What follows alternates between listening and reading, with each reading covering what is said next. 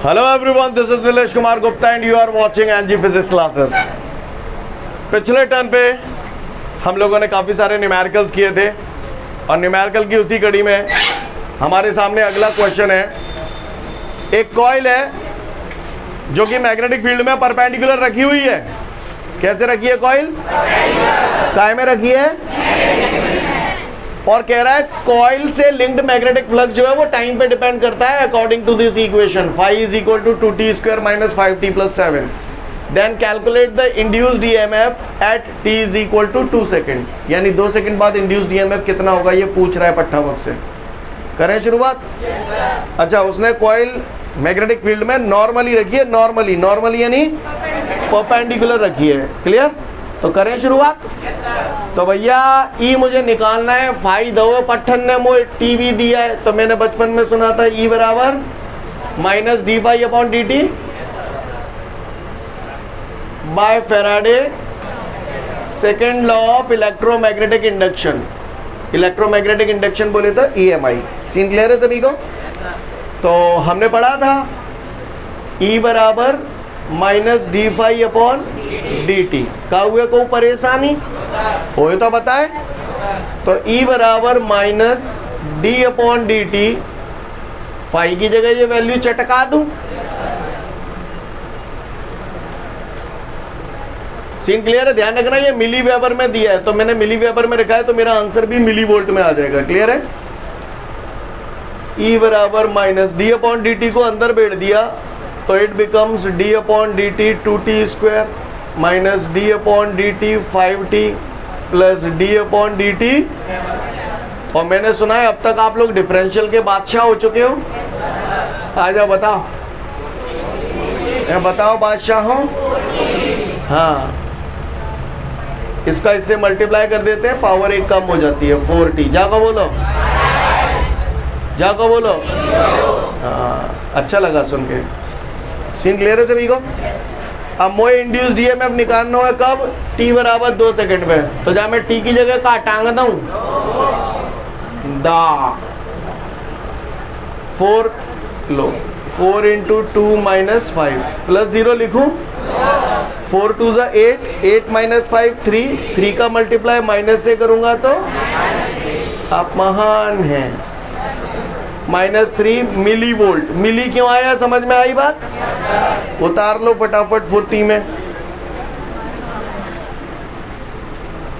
इसके बाद हमारे सामने अगला क्वेश्चन है, define Fleming right hand rule. क्या? Fleming right hand rule. अब ये फ्लेमिंग राइट हैंड रूल क्या है ये हमें समझना है। इससे पहले कि मैं आपको फ्लेमिंग राइट हैंड रूल बताऊं, फ्लेमिंग लेफ्ट हैंड रूल हम लोगों को क्लियर है सभी को? किसी को कोई दिक्कत? एक ज़माना था जब मैंने आपको फ्लेमिंग लेफ्ट हैंड रूल बताया था। खैर, राइट हैंड रूल समझने से पहले मुझे एक बात बता दो,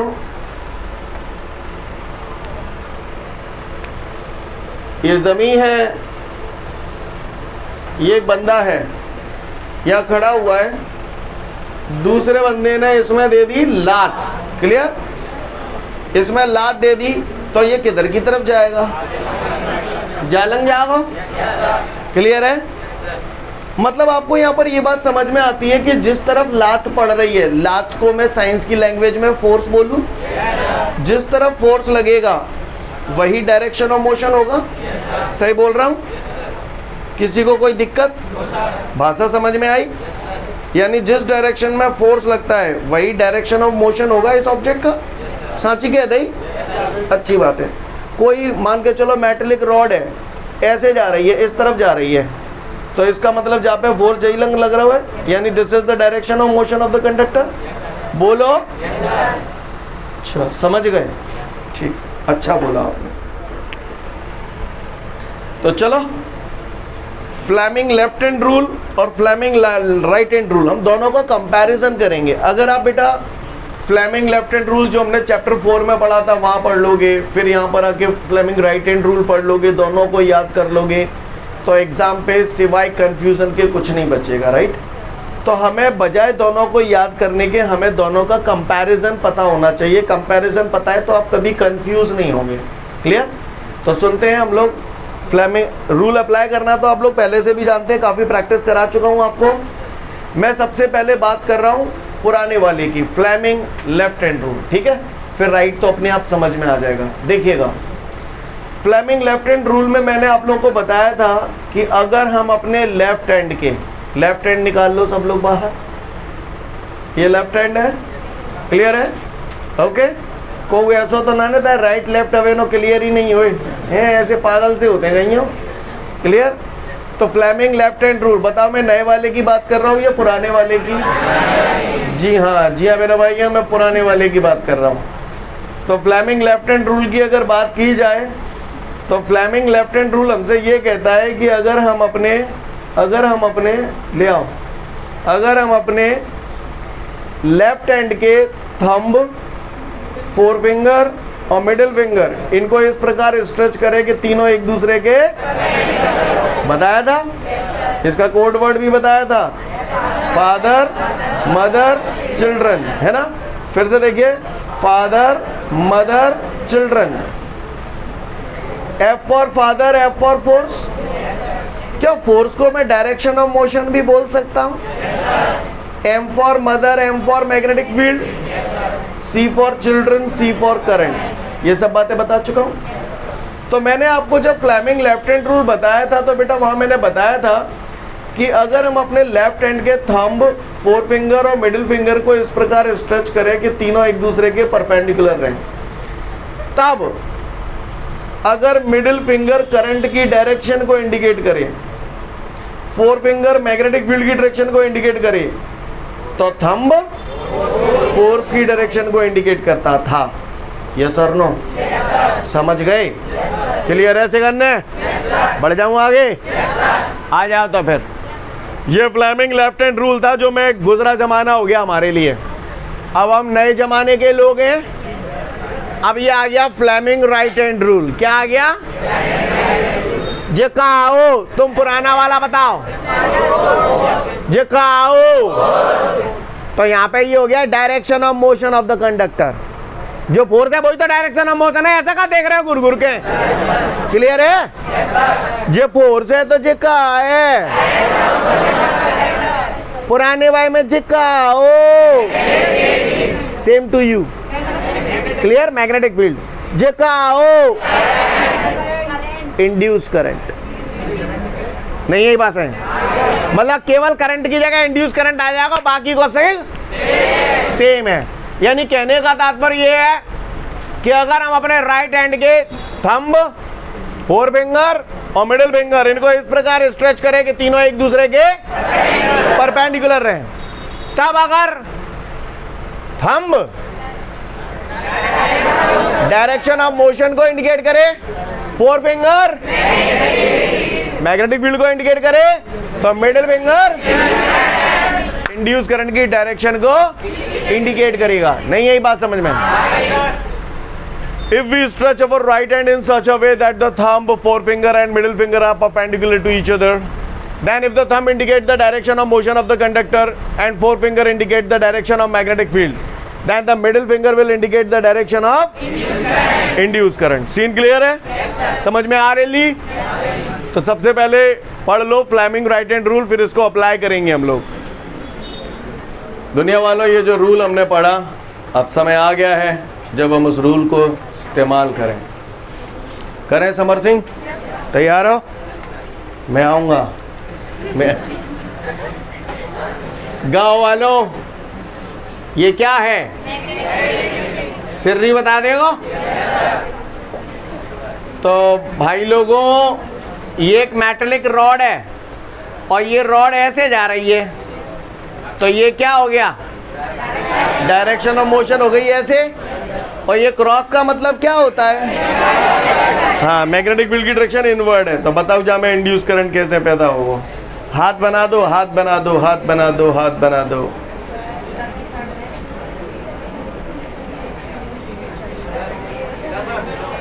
ऐसे कि ऐसे? यो में हाँ, काफ़ी सारे लोगों के हाथ सही बन रहे हैं। ऑनलाइन वालों से मैं काफ़ी खुश हूँ। इतने अच्छे बच्चा है, भगवान कसम मन मत दे दें। लिसन एवरीवन, काफ़ी बच्चों ने सही बनाया, बहुत बड़ी बात है ये। लिसन एवरीवन, ध्यान से सुनिएगा। सबको समझ में आया? ज़्यादातर लोगों का सही था, क्योंकि आप लोग ऑलरेडी इतनी प्रैक्टिस कर चुके हैं कि फिर बातें ही कहा ही। हाँ हाँ, एक एक करके सेट करते हैं, ठीक है। जहाँ में डायरेक्शन ऑफ मोशन कितनी लंग है? मैं हाथ में डायरेक्शन ऑफ मोशन को रिप्रेजेंट करेगा है। थंब, थंब कितको ले जाऊं? एक चीज सेट है गई। चलो, मैग्नेटिक फील्ड कितको है? अंदर की तरफ। तो बताना मैंने मैग्नेटिक फील्ड सही सेट करिए का।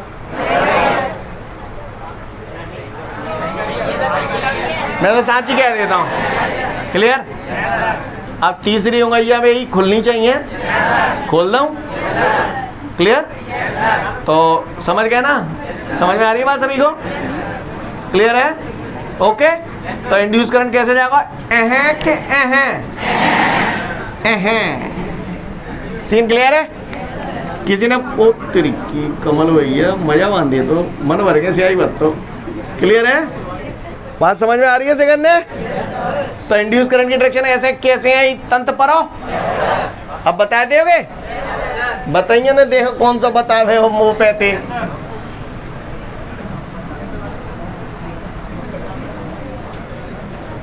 ले बताओ, सुन रहे हो का? ये मैग्नेटिक फील्ड है और ये कंडक्टर है जो ऐसे आ रहा है, ऐसे आ रहा है। कौन हाथ बना रहा है?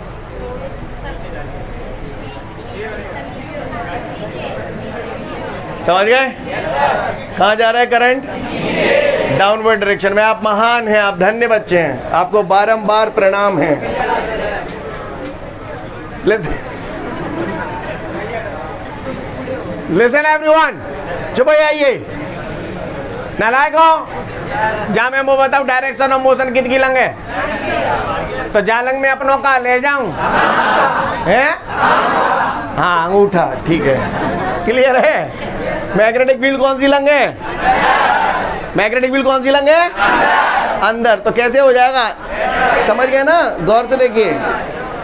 चुप करो भाई, तुम्हें ना समझा रहे, बिना समझा रहा हूँ ऑनलाइन वाले ने। थंब इधर गया, मैग्नेटिक फील्ड अंदर हो गया, तो करंट कहाँ गया बेटा? नीचे, डाउनवर्ड डायरेक्शन में। It means the direction of current will be like this. है? सोच ले भाई।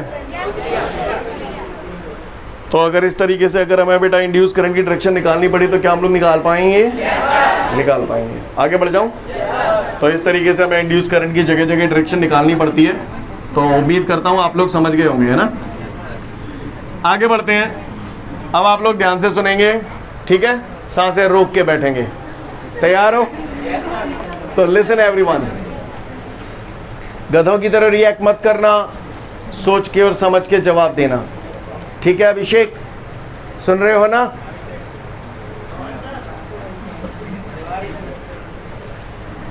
लिसन एवरीवन, दुनिया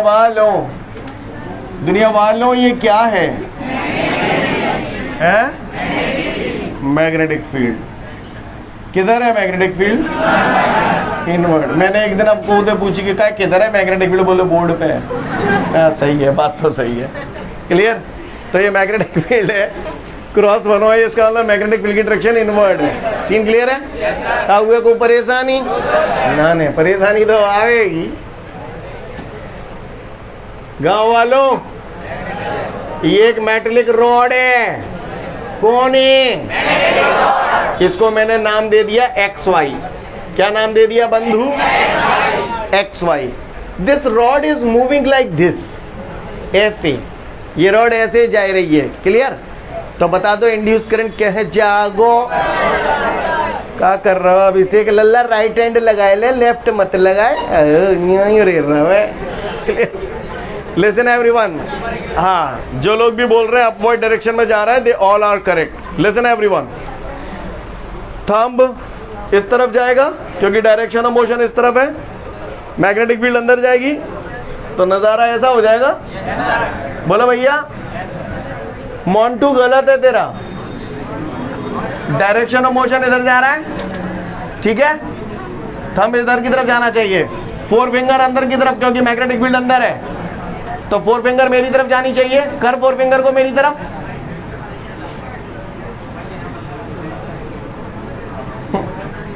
चल मेरे संग आ जाते हैं, देख यूं कर। हाँ, थंब डायरेक्शन ऑफ मोशन को इंडिकेट करता है, तो ये थंब हो गया। बोल भाई। हाँ, क्रॉस का मतलब मैग्नेटिक फील्ड अंदर, तो ये मैग्नेटिक फील्ड भाई होगा, ये है ये अंदर जानी चाहिए, तो ये देख। क्लियर? तो तीसरी उंगली यही तो खुलेगी, तो कहाँ गया? ऊपर की तरफ। समझ में आई मोंटू? क्लियर है? ओके। तो क्या है? चुप करा। तो इंड्यूस करंट की डायरेक्शन ऐसे ही आ गई। क्लियर है?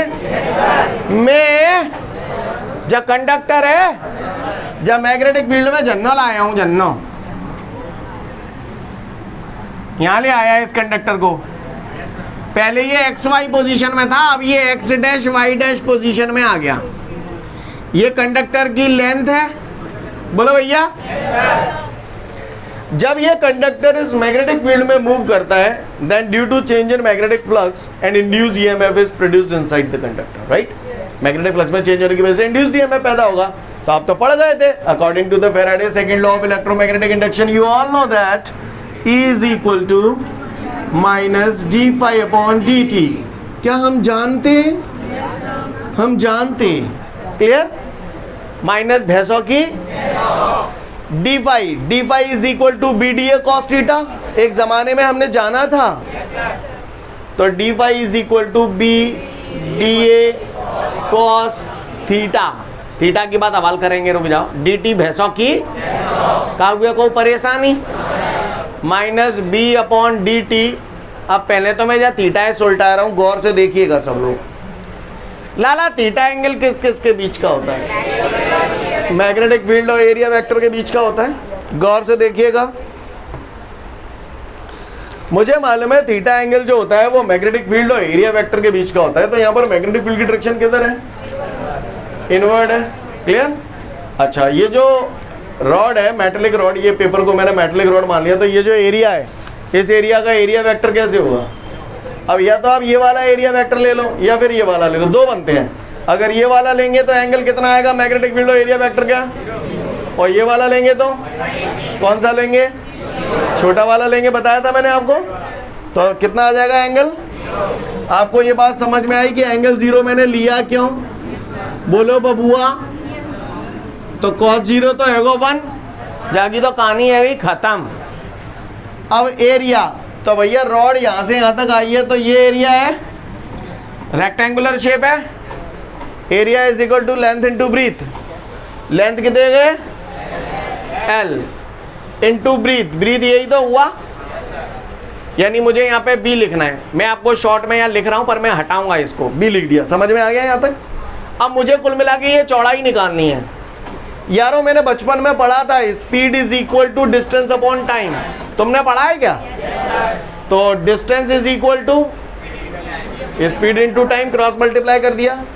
मैंने मान लिया इस रॉड को यहाँ से लेके यहाँ तक पहुँचने में dt टाइम लगता है। कितना टाइम लगता है? dt कितना टाइम लगता है? तो आप बताओ, ये डिस्टेंस मुझे निकालनी है। इस डिस्टेंस को आप चौड़ाई बोल रहे हो, तो चौड़ाई इज इक्वल टू, डिस्टेंस की जगह चौड़ाई लिख दूँ, स्पीड हो गई v, टाइम कितना लग रहा है? dt। तो b की जगह मैं क्या चटका दूं? तो समझ में आई है? b की जगह मैंने यहाँ पर v dt क्यों लिखा है? कहानी समझ में आई? क्योंकि आए थे 4 दिन बाद मोते यही डाउट पूछोगे आप। तो कथा क्लियर है पूरी? क्लियर है? dt तो dt डांट दूं, तो e बराबर तिहाई आएगा माइनस का बिलीव। सीन क्लियर है? कोई दिक्कत? ये इंड्यूस्ड ईएमएफ का फॉर्मूला आ गया, E बराबर बिलीव, BLV। मैंने आपको पहले भी बताया था, जब फैराडे सेकंड लॉ बताया था, नेगेटिव साइन यहाँ पर जो है, नेगेटिव साइन वो काय को इंडिकेट करता है? डायरेक्शन को। अगर मैं यहाँ से नेगेटिव साइन हटा दूँ तो केवल इसे बिलीव लिखूंगा, BLV। अब डायरेक्शन हटा दी तो मैं केवल काय की बात कर रहा हूँ? न्यूमेरिकल की बात कर रहा हूँ, न्यूमेरिकल वैल्यू की बात कर रहा हूँ। यानी मैं जो भी बात कर रहा हूँ वो न्यूमेरिकली कर रहा हूँ। कैसा कर रहा हूँ? न्यूमेरिकली। यानी मतलब मैंने नेगेटिव बता दिया, यानी मुझे डायरेक्शन से कोई लेना देना नहीं है, मैं केवल न्यूमेरिकल की बात कर रहा हूँ। कहानी समझ में आ रही है? सीन क्लियर है? कोई दिक्कत? बढ़ जाऊँ आगे? लगे हाथ एक नोट और समझ लो, यहाँ पर ये बात समझ में आई आप सभी को? पहले पढ़ लो आप इतना, या सुन लो पहले। ये मेटेलिक रॉड मैग्नेटिक फील्ड में मूव कर रही है। अगर यही मेटेलिक रॉड मैग्नेटिक फील्ड में थीटा डिग्री के एंगल पे एंटर करे, थीटा डिग्री के एंगल पे मूव करे, तो ऐसी सिचुएशन में इस इंड्यूस्ड ईएमएफ का जो फॉर्मूला हो जाता है, याद रखना आप लोग डायरेक्ट, E बराबर BLV sine theta. Clear? Note में लिखा होगा आपके नोट्सों में, पढ़ लो इतना, फिर आगे की बात करेंगे। इसके बाद हमारे से एक क्वेश्चन बोल रहा है, वो कह रहा है एक रॉड है जिसका लेंथ है 50 सेंटीमीटर।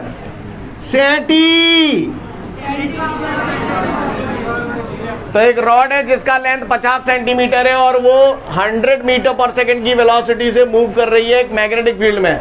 मैग्नेटिक फील्ड की इंटेंसिटी है 0.5 weber per metre square. Then calculate the induced EMF. तो हम लोगों ने पढ़ा था E बराबर बिलीव, बोलो भैया, B कितना है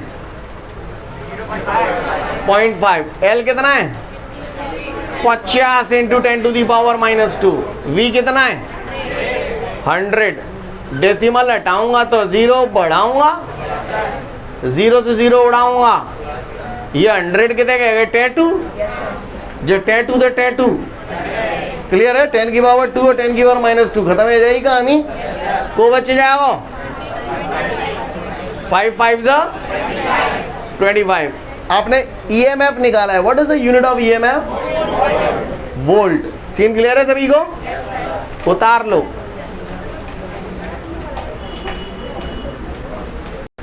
मेरे सामने अगला क्वेश्चन है, डिफाइन सेल्फ इंडक्शन। ये इंडक्शन वर्ड सुना है आपने कभी पहले जिंदगी में? मैंने पहले ही बता दो, तो चैप्टर 5 अटका हुआ है तो कहाँ है, पता हो तो ना बात टाइम पे। इंडक्शन वर्ड इंड्यूस से बना है, और इंड्यूस वर्ड का मतलब होता है प्रेरित करना। क्या करना? प्रेरित करना। इंड्यूस वर्ड का मतलब क्या होता है? प्रेरित करना। अच्छी बात है। मुझसे कह रहा है सेल्फ इंडक्शन। क्या? हाँ, मतलब खुद को प्रेरित करना। क्लियर? और म्यूचुअल इंडक्शन, किसी दूसरे को प्रेरित करना, है ना। मैं आपको एक एग्जाम्पल के थ्रू समझाता हूँ। आपका छोटा भाई आया रिजल्ट लेके आपके सामने, भगवान न करे लेकिन उसका रिजल्ट खराब था, तो तुरंत अपन दे देंगे भाई करपटी सुझा देते हैं, बोलो, भयंकर मार कुटाई करते हैं वहाँ की, और फिर मार कुटाई करने के बाद उसे नसीहत देते हैं, पढ़वे कर, सवेरे संजा खेलवे करते हैं, जहाँ दमा चौकड़ी करवे करते है, सारी यारी दोस्ती बंद हो, अपना पढ़ाई का चल, चुपचाप बैठ गए। अपन किसको प्रेरित कर रहे हैं? किसी दूसरे को। तो ये क्या हुआ? Mutual induction. और तुम्हारा छोटा भैया तुमसे ज़्यादा कंतरी है। जब तुम बाकी मार कुटाई कर ले तो दुनिया भर के प्रवचन दे ले तो कहानी खत्म है, जाते बाकी कह दो तू तो पहले वो तो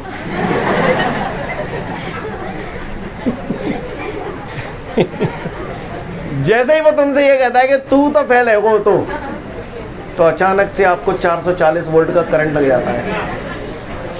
अब जब वो ऐसा कहता है तो अब आप कुछ कहने लायक तो रहे नहीं, सही बोल रहा हूं?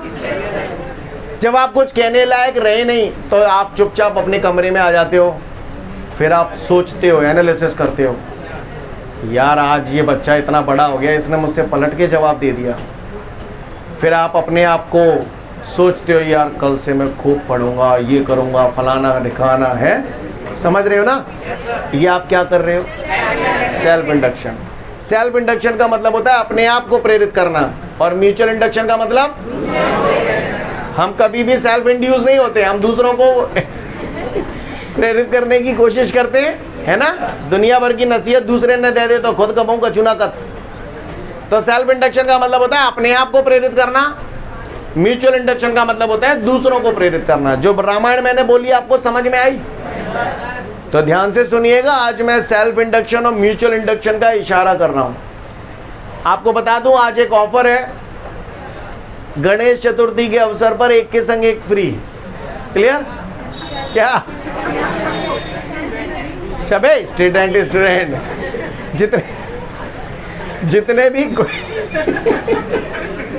जितने भी क्वेश्चन आप पढ़ेंगे ना, हर क्वेश्चन के संग दूसरा क्वेश्चन आपको फ्री में याद हो जाएगा। क्लियर? ये ऑफर है, समझ गए? स्टूडेंट, हाँ बड़ो स्टूडेंट। लिसन एवरीवन, सुनिएगा, जो भी मैं आपको सेल्फ इंडक्शन में पढ़ाऊंगा सेम वैसे ही क्वेश्चन आपको म्यूचुअल इंडक्शन के लिए मिलेंगे 2 दिन बाद। समझ में आ रही है बात? यानी एक तरफ एक साइड का पोर्शन अगर हमारा क्लियर हो जाता है तो दूसरी साइड ऑटोमेटिकली हम लोगों को क्लियर हो जाएगी। तो मैं करूं शुरुआत? चल छोरे खड़ा हो जा, तुझसे कह रहा हूं। मैंने आपको इलेक्ट्रोमैग्नेटिक इंडक्शन पढ़ाया था, तो थोड़ा मुझे जरा बताइएगा आप लोग, मैं आपसे जानना चाहता हूं। आप ऐसे बढ़िया कच्च कॉइल दे देते फर्स्ट क्लास, और बाकी वहां जहाँ पे दे देते मैग्नेट दे देते नहीं दे देते। जब मैग्नेट जालंग लातो तो मैग्नेटिक फ्लक्स बढ़ जातो, जालंग ले जातो मैग्नेटिक फ्लक्स घट जातो नहीं घट जातो। ऐसे ही तो मैग्नेटिक लाइंस ऑफ फोर्सेस निकलती थी। जब ऐसे पास लाता था तो magnetic flux linked with the coil increases, दूर लाता था तो डिक्रीजेस। सही बोल रहा हूँ? लिसन एवरीवन, किसी जगह अगर मैग्नेटिक फील्ड बढ़ रहा है तो मैग्नेटिक फ्लक्स बढ़ रहा है, और मैग्नेटिक फील्ड घट रहा है मैग्नेटिक फ्लक्स घट रहा है। बस देखो भाई, magnetic field, magnetic lines of forces और मैग्नेटिक फ्लक्स, ये सब एक ही थाली के चट्टे बट्टे हैं। किसी जगह मैग्नेटिक फील्ड बढ़ रहा हो जाको मतलब magnetic lines of forces linked with the coil बढ़ रही हैं, ये घट रही हैं। Magnetic flux linked with the coil बढ़ रहा है कि घट रहा है? जब मुँह खोलो उन्हें बोलो, अगर मैं मैग्नेट को कॉइल से दूर लाऊंगा तो magnetic lines of forces linked with the coil बढ़ रही हैं या घट रही हैं? Magnetic flux linked with the coil बढ़ रहा है कि घट रहा है? मैग्नेटिक फील्ड बढ़ रहा है कि घट रहा है? जो बोल रहा हूं समझ में आ रहा है कि नहीं आ रहा है? ठीक, समझ गए जो बोला? मैंने इलेक्ट्रोमैग्नेटिक इंडक्शन में ये पढ़ा था कि whenever the magnetic flux linked with the coil changes, then an induced EMF or induced current is produced inside the coil. This phenomena is called electromagnetic induction, right? यहाँ पर मैग्नेटिक फ्लक्स में change करने के लिए आप लोग magnet का इस्तेमाल कर रहे थे, यस और नो? यानी मैग्नेट की वजह से ही मैग्नेटिक फील्ड कभी बढ़ रहा था कभी घट रहा था। सही बोल रहा हूँ? यानी इस्तेमाल मैग्नेट का हो रहा था। हर जगह मैग्नेट का ही इस्तेमाल करूं ऐसा कोई जरूरी नहीं है। अब मैग्नेट इस्तेमाल नहीं करूं तो फिर करूं क्या? तो फिर कर मुझे बोल लें तो फिर करूं क्या? तो क्या करूं उसको मैं समझा रहा हूं, लेकिन पहले मुझे ये बताओ, क्योंकि चैप्टर 4 पढ़ के आए हो, आपको याद है एक जमाना था जब मैं आपको सोलेनॉइड पढ़ाया करता था? सोलेनॉइड के अंदर अपन ने पढ़ा था इंटेंसिटी ऑफ मैग्नेटिक फील्ड का फॉर्मूला होता है B बराबर μ0 Ni, और स्मॉल n बराबर कैपिटल N अपॉन L हुआ करता था, तो अपन ऐसे भी लिख देते थे। याद आ रहा है? वहां पर मैं आपको बोलता था, ओरस्टेड एक्सपेरिमेंट में भी आपने पढ़ा था, करंट बढ़ जाएगा तो मैग्नेटिक फील्ड बढ़ जाएगी, करंट कम कर देंगे तो मैग्नेटिक फील्ड। ऐसा बता तो कि नहीं बता? तो किसी जगह अगर करंट बढ़ रहा है तो मैग्नेटिक फील्ड बढ़ रहा है, और मैग्नेटिक फील्ड बढ़ रहा है तो मैग्नेटिक लाइंस ऑफ फोर्सेस बढ़ रही हैं, मैग्नेटिक लाइंस ऑफ फोर्सेस बढ़ रही हैं तो मैग्नेटिक फ्लक्स बढ़ रहा है। किसी जगह अगर करंट कम कर दूंगा तो मैग्नेटिक फील्ड कम हो जाएगा, magnetic lines of forces, magnetic flux. Okay, तो इसका मतलब करंट में चेंज करने की वजह से मैग्नेटिक फ्लक्स में भी चेंज आ ही जाएगा, है ना? जैसे यहाँ पर आप मैग्नेट की हेल्प से मैग्नेटिक फ्लक्स में चेंज कर रहे हो, वैसे मैं यहाँ पर करंट में चेंज होने की वजह से मैग्नेटिक फ्लक्स में चेंज आ जाएगा। एग्री करते हो इस बात से? तो बस कहानी खत्म। देखिएगा ध्यान से सब लोग, यही थीम चलेगी अब आगे। सेल्फ इंडक्शन की अगर हम लोग बात करें तो सेल्फ इंडक्शन में वो हमसे बोल रहा है, बेटा ये कॉइल है और ये मैंने क्या लगा दिया? बैटरी। ठीक है, जाहिर सी बात है बैटरी से करंट फ्लो होगा। स्टार्टिंग में सपोज करिए ये स्विच ऑन है, ओपन सर्किट है, मतलब ओपन सर्किट है तो करंट बहेगा कि नहीं बहेगा? नहीं बहेगा। जैसे ही मैंने क्लोज कर दिया करंट बहना चालू हो गया। सपोज करिए इस बैटरी से 5 एम्पियर का करंट फ्लो हो रहा है, तो 5 एम्पियर एकदम नहीं होगा। जैसे ही मैं क्लोज सर्किट करूंगा तो ओपन में कितना था? 0। फिर जैसे ही मैंने इसे क्लोज सर्किट किया करंट बहने लगा तो 0 1 2 3 4 5, बस नहीं, फिर बढ़ता नहीं जाएगा, एक स्टेज के बाद कांस्टेंट हो जाएगा। समझ में आ रही है मेरी बात? तो यहाँ पर करंट का अमाउंट धीरे धीरे करके बढ़ेगा। जाहिर सी बात है करंट बढ़ेगा तो मैग्नेटिक फ्लक्स बढ़ेगा। यानी पहले मान के चलो 0 एम्पियर का करंट था तो कोई मैग्नेटिक फील्ड नहीं था, 0 से 1 एम्पियर हुआ तो थोड़ा बहुत मैग्नेटिक फील्ड पैदा हो गया। ये मैंने मैग्नेटिक लाइन्स ऑफ फोर्सेस बनाने की कोशिश की है। फिर 2 एम्पियर हुआ तो मैग्नेटिक लाइन्स ऑफ फोर्सेस और पैदा हो गया, 3 हो गया और पैदा हो गया, 4 हो गया और पैदा हो गया, 5 हुआ तो और पैदा हो गया। समझ में आ रही बात? तो क्या हो रहा है, magnetic flux linked with the coil increases. समझ में आ रही बात? ये क्यों हो रहा है? क्योंकि करंट धीरे धीरे करके बढ़ रहा है, 0 1 2 3 4 5। समझ में आ रही बात? क्लियर है? अच्छी बात है। अब अगर मान के चलो इसको मैं ऐसे कर देता हूँ, यानी मैंने स्विच ऑफ कर दिया, अब करंट क्या होगा, 5 4 3 2 1 0। तो अब ये मैग्नेटिक लाइन्स ऑफ फोर्सेस धीरे धीरे करके क्या होती जाएंगी, कम होती जाएंगी। क्लियर? तो करंट की वैल्यू में चेंज होने की वजह से इस कॉइल से लिंक्ड मैग्नेटिक फ्लक्स चेंज हुआ या नहीं हुआ? हुआ। अब मैग्नेटिक फ्लक्स में चेंज हुआ तो जाहिर सी बात है इसके अंदर क्या पैदा होगा, इंड्यूस करंट। क्या पैदा होगा? इंड्यूस करंट और इंड्यूस ईएमएफ पैदा होगा। इस फिनोमेना को हम लोग बोलते हैं self induction. Listen everyone, whenever there is a change in current in the coil, whenever, पहले तो मैं बहुत बड़ी डेफिनेशन बोलूंगा, whenever there is a change in current in the coil, then due to change in magnetic flux an induced EMF or induced current is produced inside the coil. This phenomena is called self induction. समझ गए?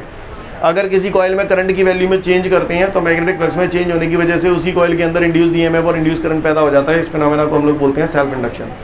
या फिर आप direct बोल दो, whenever there is a change in current in the coil, then an induced EMF or induced current is produced inside the coil. This phenomena is called this phenomena is called self induction. समझ में आ रही है बात? कोई दिक्कत? Scene clear है? मैंने बीच में मैग्नेटिक फ्लक्स वगैरह वाली लाइन हटा दी, लिखना चाहो तो लिख भी सकते हो, नहीं लिखना चाहो तो कोई टेंशन नहीं है। बता इसलिए दिया, कल को आप अलग अलग टेक्स्ट बुक पढ़ोगे, किसी में कुछ मिलेगा किसी में कुछ मिलेगा, तो घबरा मत जाना। समझ में आ रही है मेरी बात? इतनी जल्दी क्या जाने की, अभी तो आए हो। तो whenever there is a change in current in the coil, then an induced EMF is produced inside the coil itself. This phenomena is called self induction. रुको है सांबा, अभी जाना नहीं है। सेल्फ इंडक्शन समझ में आ गया? अच्छा एक बात बताओ, तुम्हारे घर में अगर आग लग जाए तो फायर ब्रिगेड सबसे पहले कौन बुलाएगा? पड़ोसी बुलाएगा, क्योंकि समझते ज़्यादा खतरा वही है। क्लियर? हाँ, भागो घर भरेगो। क्लियर है? सही बोल रहा हूँ ना? कारण समझे? कारण समझे? ये आपका घर है, ये पड़ोसी का घर है। मैंने यहाँ पे क्या किया, गैल्वेनोमीटर लगा दिया। मैंने देखा कि जब यहाँ पर करंट की वैल्यू में चेंज कर रहा था तो यहाँ मैग्नेटिक फ्लक्स में चेंज हुआ, ये आग की लपटें हैं। तो जाहिर सी बात है अगर इसके बगल से दूसरी कॉइल रखी होगी तो थोड़ा बहुत मैग्नेटिक फ्लक्स इसके अंदर से भी पास हो जाएगा और इसके अंदर मैग्नेटिक फ्लक्स में चेंज हो जाएगा तो इसके अंदर भी इंड्यूस करंट पैदा हो जाएगा। This phenomena is called mutual induction. क्या बोलते हैं? यहाँ पर दो कॉइल हैं, एक प्राइमरी कॉइल है, एक सेकेंडरी कॉइल है। प्राइमरी कॉइल में करंट की वैल्यू में चेंज करने से उसके पास रखी सेकेंडरी कॉइल के अंदर इंड्यूस ईएमएफ और इंड्यूस करंट पैदा हो जाना, that is called mutual induction. इसको सेल्फ क्या बोल लेते, समझ में आ रही बात? किसी कॉइल में मैग्नेटिक फ्लक्स करंट की वैल्यू में चेंज होने की वजह से उसी कॉइल में इंड्यूस्ड ईएमएफ और इंड्यूस करंट पैदा हो जाना, that is called self induction. और किसी कॉइल में करंट की वैल्यू में चेंज करने से उसके पास रखी दूसरी कॉइल में इंड्यूस्ड ईएमएफ और इंड्यूस करंट पैदा हो जाना, that is called mutual induction. Clear? खैर आज के लिए पर्याप्त है, डोंट वरी। अगले टर्न पे हम लोग यहीं से शुरू करेंगे सेल्फ इंडक्शन से, ठीक है ना? तो आज के लिए पर्याप्त है, कल फिर मिलते हैं। Thank you everyone, have a great day to all of you guys. Jai Hind.